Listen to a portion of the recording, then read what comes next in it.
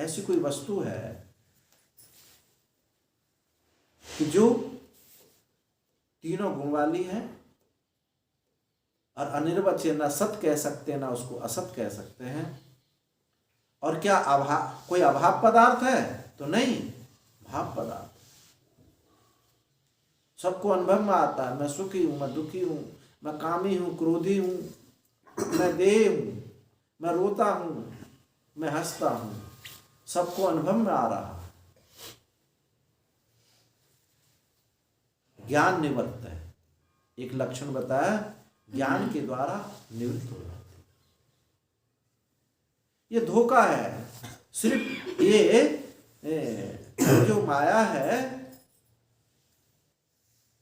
उस परमात्मा से जीव का एकत्व होने में, ये फ्रॉड है बिल्कुल। अगर इसको ढूंढना चाहेंगे तो मिलेगी नहीं। तमो यद दिवाकर, सूर्य अंधकार को ढूंढे तो मिलता नहीं। तमो यद दिवाकर, ये इस प्रकार से इसको ढूंढे तो ये गायब हो जाती है। एक गांव में एक बारात आई। आज की तरह बारात नहीं होती थी, जनमासा बनता था। तो एक आदमी वहां आया और वो पूछता, आपको बाल्टी चाहिए, लोटा चाहिए? अच्छा, साबुन लगेगा आपको? मंजन लिया है? घर जाए और बेटी वाला खट से उठा लाए। तो बेटा वाले पक्ष समझते कि बेटी वाले कोई खास आदमी है, खास आदमी है जो तभी तो घर में सीधा घुस जाता, बिना रोक टोक, संकोच ही नहीं है इसको। अब बेटी वाले भी देखते हैं कि भाई ये इनका कोई खास आदमी है। अब हम शायद राह जानते हैं कोई चाचा का, नाना का, भतीजे का कोई होगा, खास आदमी है, हो सके बिचौलिया का ही होगा, बीच में मध्यस्थ जो है। तो वो भी सब दे देते थे। जब विवाह हो गया तो दोनों समधी बैठे हुए, अब वो कुछ बात कर रहे हैं। तो उन्होंने कहा कि ये आपके कौन लगते हैं? वो जो दिखाई देते हैं, कौन है आपके? तो कह, जब उसने देखा कि हमारे तरफ को अंगुली उठाई हुई है तो वहां से वो भाग गए, क्योंकि फ्रॉड थे। बस ये माया ऐसी है, ऐसी फ्रॉड है। ये दिखाती पर जरूर है, लेकिन जब विचार करें, सहते ना विचारम सा तमो यद दिवाकर, ये विचार को सहन नहीं कर पाती। जब तक अविवेक है, विचार नहीं है, तभी तक ये बहुत बड़ी है, अनंत है, व्यापक है। इसका ऐसा रूप है कि ब्रह्मा, यमराज, धर्मराज सब इसके चंगुल में है। इतना बड़ा रूप है इसका, ब्रह्मा भी, विष्णु भी, ये सब उन्हीं का रूप होता है। और जिस दिन ये विचार उदित हो गया, उस दिन ये प्रकृति देवी रहती नहीं, उसी दिन गायब हो जाती, उसी क्षण गायब हो जाती। तो इस माया को हम समझें। यदि माया पर बोला जाए तो कितने दिन बोलोगे? बस इतना ही समझने की बात है। जो अपने से अन्य है, दृश्य है, जो दृश्य है, अन्य है, आपको व्यामोहित करती है, आपको सीमित करती है, वो सब माया है। तो जो जो चीज, इसके अनेक पुत्र हैं, 5 तो बेटा है, शब्द स्पर्श रूप रसगंध। अब इनके अनेक पुत्र पौत्र आदि हैं,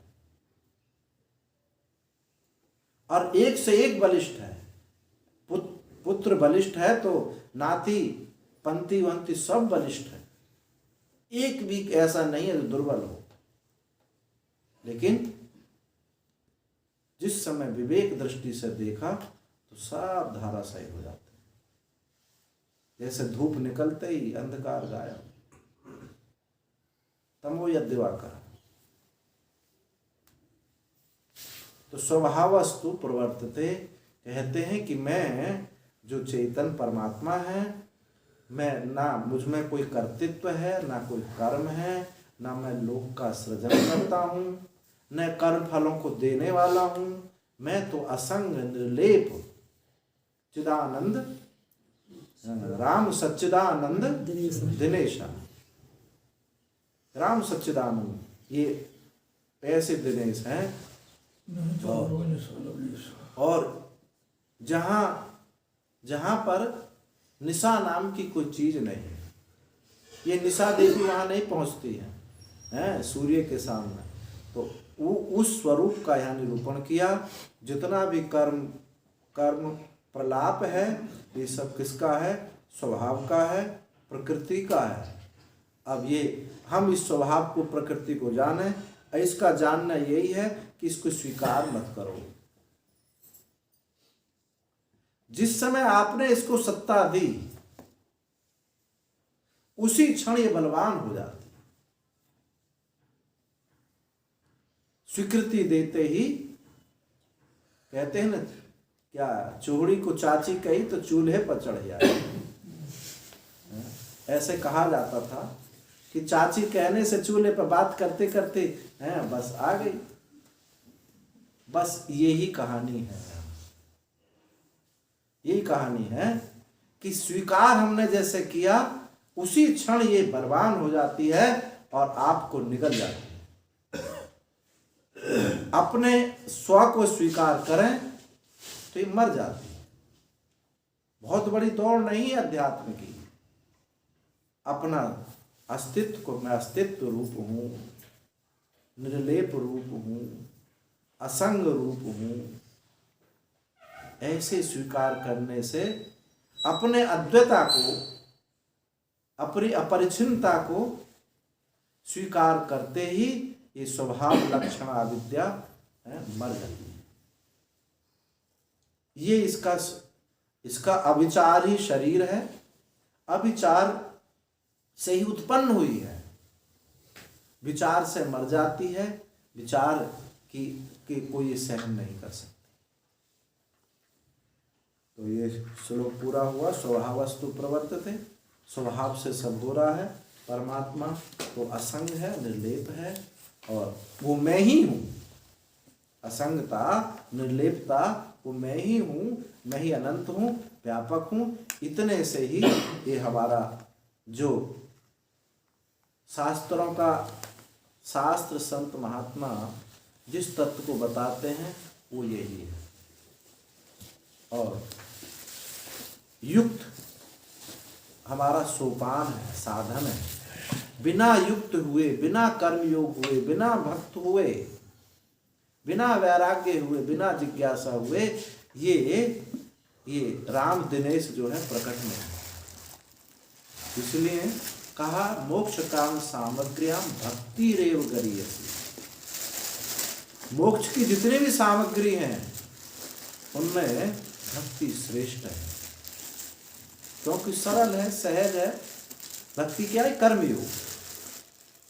ये कर्मयोग सरल है क्योंकि कुछ अलग से करना नहीं है। जो हम कर रहे हैं, रोजमर्रा के कर्म कर रहे हैं, उसी में दृष्टि डाल दें, उसी में अनंत की व्यापकता की दृष्टि डाल दें, तो ये हम युक्त हो जाएंगे। और जो युक्त हो जाएगा, इसलिए भगवान अलग साधन बताए नहीं। स्वयं से कर्मण्य अभिरतः संसिद्धिम लभते नरा। अपने अपने कर्म में, अपने अपने वर्ण आश्रम कर्म में ही उनमें को हम करें तो उसी से हम योग युक्त हो जाते हैं। अलग कुछ करने की जरूरत नहीं। तो योग युक्त होंगे, उन्हीं सत्व शुद्धि, ज्ञान प्राप्ति, सर्वकर्म संन्यास, निष्ठा क्रमेण, इस तरह से वो मुक्त हो जाए। ओम पूर्णमदः